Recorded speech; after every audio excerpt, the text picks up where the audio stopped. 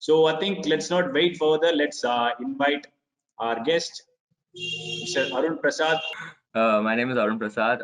I'm a undergrad. I finished my undergrad from VIT like in June. So right now I'm in New York City. I'm here in US right now. So I've started my classes here. I'm doing MS in Industrial Engineering, and yeah, I've been associated with GREH for over a year, like from the start of my fourth year, and it's been a good journey. And yeah, I hope that I could answer your questions and I can go forward and help you guys as much as I could with your work. So you know that the job opportunities for mechanical engineers in India. So I thought, okay, I should do my master so that and more or less, you see, the job trends change each and every time. So you need to be in an updated place. You need to be in a place where you get maximum resources. Therefore, you're suitable for the job or anything else that comes in the future. So I thought, okay, let me go on and do my master so that no, basically in India you have lots of competition. The competition is too high. We can't say that the competition is too less. Like, okay, yeah, because I'm from a good university, I cannot say the competition is very less. The competition is too high, much more than what we think. And people have become like so my juniors are becoming much more better than me in every way. So we have to be optful for them, like say, because someone coming next year would have much more resources than me, would have known much more things than me. So all this coming up, and you need to think about, say, okay, what should we do, make sure that we are much having an edge over what others have. So that's when I thought, okay, I'll do masters, so it will be useful for me. And okay, I thought there were lots of countries offering masters, but you need to know a place which like is well recognized all over the world. The degree should be recognized all over the world. And when you go for an employer, the employer should know the degree, the value of the degree. So if you're coming from countries like the recognized countries are there. No, mechanical engineers, we generally go to Germany, but I was planning to do industrial engineering. So I thought, okay, where are lots of industrial finance is going on, like venture capitalists, consulting. Like I'm more interested towards consulting and stuff. So I thought, okay, let me go for US. So that's the reason why I went for it. And also, it's a financial hub. Lots of people come in, lots of diversity, so you don't really feel at odd, and you get all the resources available. You don't really need to move that far to get your resources. So that's the main reason of the MS stream. Uh, yeah, Right. that's more or less about it. You need to be in such a place. So I thought, okay, I will be in major cities. So I applied to, like say, top universities which are in the major cities. There are some good universities that are very good universities, but they're a little far from the city. In India, you see, like they say it's very close to the city, but it's 100 kilometers away from the city. So I don't want to go to such places. So it should be near to the city so that you can get all the resources possible. Please apply early, because here universities don't go like say in India after everyone applied and then they will start the application process looking at the best profile. That doesn't work here. It goes on a rolling process. So whenever you submit your application, they review it as soon as possible. So if you have a better profile, if you're applying earlier, you can get into it much easier. So people who don't even have a better profile also, if you apply earlier, like say start like October or September, you can get into very big universities. Right. NYU is top 15 the rank. You see, if I went for the rank, and you need to look on the geographic location when the place which you're going for. Arizona is also Tempe campus is there. You are near a city, but comparatively, you see, NYU is in a major city, like New York City. So it's better if you can uh, come to a university that is much more, well established place where you get a lot of companies out there. Yeah, it plays a vital role. It's not just a role, it's the most important factor, you have to say. The point is, first you need to I think GRE has helped me out a lot with that part, to be frank. I just gave them my whatever, like that's where GRH plays a very good role. Point is, I was too busy. Like there was college work at the time. I was final year, and I had to take my subjects as well, and I couldn't really spend a lot of time. Like, and as many people here have the same problem, you don't know where to start, like which place to start. And when you start, see, when you write something and start framing it, later it's very hard to change it. Like say, then you have to go through you have to strike it down and go through the whole thing again. So that's a very, let's say, very tiresome process. So you don't want to do that. So first you need to understand what things you need. So GRE Edge offered me a questionnaire. So it was a very big questionnaire. It took me, I think it took me weeks to fill that questionnaire, I have to be frank. So it was such a big questionnaire, and it was like it had everything in it. Whatever question you want to have, like the college will ask you, everything was there in that. So they asked me a question, I filled all that questionnaires up full, like everything, maximum to whatever I can. I added whatever courses I did, online courses, offline courses, everything I did. And you see, I think you can go and can scroll Submit down. screen. Yeah, you just Is the scroll down and question. see. I want to know how long it is. So it's too big. It's too big. So it goes on and on and on and on. You need to fill everything, and you need to give an honest answer also. So I was just going on and on. See, right now you have to understand that it's because COVID time. So they have certain rules and regulations. Like you need to have a daily screener. You need to have they see your temperature before you go in. But yeah, but now all facilities are open up, so it's pretty much open, like 50% of facilities. And the only thing is that, see, right before and all, you don't need to really book an appointment or book a reservation to a place and go there. But now it doesn't take much time actually. You have the mobile app. I think all the universities have their own app.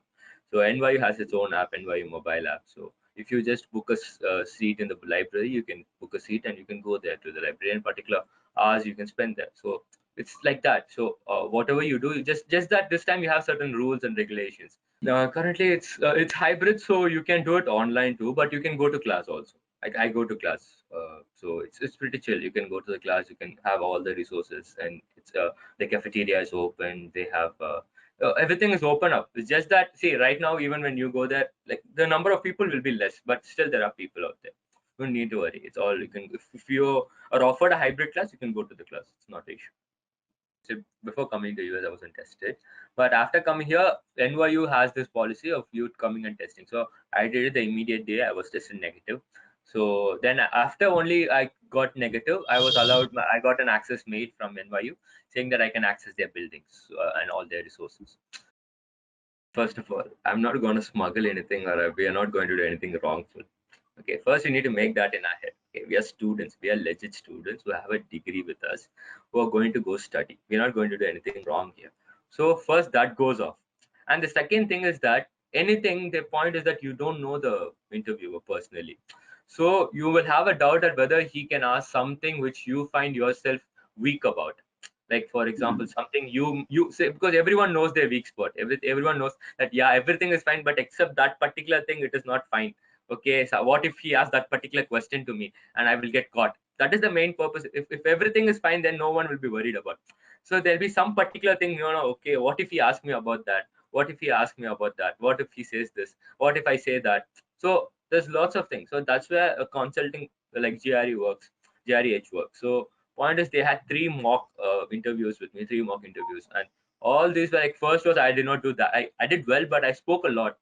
Like in your interview, you shouldn't speak a lot. You shouldn't give them a lot of information, because they work on your information and they ask more questions upon that. Right? See, the point is, when they rebound back, they come out with new opportunities. That's the only thing which you need to know. It will be like they will come out with lots of opportunities for students next year, because see, they are right now in a very clumsy situation, and still they are trying to offer as much as possible to the students, because they're offering a lot of webinars, they're offering a lot of stuff online, so that you don't get to lose an opportunity of being in campus. Okay, but when the things start up back, they will come up with new principles, so that, like, they have once been, like, say, once, if you're bad once, you get to strike back again better. So it's the same way when they, not just, I'm not talking only about New York University or Columbia or whatever universities I've been through, not all those, any university in US, they will try to make sure they give maximum to the students next year. So it's better next year. So the reason why even I thought was, because if I finish, I'll be eligible for a job next year. The CPT opportunities here is like, the worst and worst scenario, you need to be here for 2 semesters. That if you're here for 2 semesters, you're safe. There's no work. But no, rules may change. You don't know who will win the election. So anything might happen. So the worst case scenario is you have to be here for 2 semesters. If you're here for 2 semesters, there's nothing that stops you from getting a CPT if you're here for 2 semesters. But now they're telling that even if you're here for 1 semester, there are chances of getting an internship or CPT. People are trying to work on that. Colleges are trying to work on it, because they are trying to give as much as possible to the students. Because some people are, Right. unfortunately, could miss the chance of coming college, like visa in their countries they cannot get the visa. Not unlike India, there are lots of other people come from different countries here, like Russia, China, and other stuff. So they try to make sure that they compensate for them too. So you may get beneficial, like collateral benefits from that too. So it's better next year, I think so. There's a question. How do you know whether the university has CPT option, and how did you do that? You need every university has a CPT option. There's not that, like some people, like sometimes some universities may offer 15-month program. Some universities, because you should finish the course in 15 months. I think some universities have that. Some universities, there are some universities which are not very comfortable with. They don't have very good global services issue. But most of the top universities which you are applying, they will have CPT program. CPT is simple. You just are eligible for working. That's it. So the college will have a global services. In NYU, you call it Office of Global Services, OGS. So they offer everything. They tell you whether it's CPT. CPT is offered by everyone. It's not something that you're not eligible for. Or the university, every university should have that, because if they are eligible to take foreign students, they should be eligible to give CPT. They think like that. If they cannot take a foreign student until they are able to offer something back to them. So if they're taking you, it is per certain that they have a CPT program. But don't worry about that, or else they wouldn't be taking you in. Even I'm getting offer from my college things. The point is that you have to upload your profile they have something called handshake here. You need to upload your profile, and you get called from companies seeing your profile, like your resume is all pre-uploaded there. So kind of like what course you're taking this semester, everything the company will know from your handshake profile. It's linked with your college profile. So they will somehow get to know it, and they now itself they are sending offers for summer internship. Like they're telling you can apply. It's just matter that I have to go for the interview round, and that's there. But still, and as I told you, like my roommate, he's working in a fintech startup also. So he was like, if in case if nothing is there, but he's paid quite high too. So he's like, if there's no point, and I'm also interested in fintech. So he's like, if there's nothing else also, you can come join my company if in case you want. And there are lots of contacts here who are owning their own startups, so you will get it. It's not an issue. Unless the point is you need to go and talk to people. If you're sitting in your own room and if you're standing and saying I'll just do my assignments and I won't talk to people, and somehow the job will come and sit on your lap, it won't. So you need to go talk to people. That's what I would say. Is it safe in India, first of all? Like, you tell me. I'll ask that. Is it right now? The rates in US are pretty low compared to. Like the number is high because people are tested a lot here. Okay, the testing rate is quite high here compared to what it is. I've been like, say, I've just been here 2 weeks, so I know what the situation was in India. So it's pretty high in India. It's going high.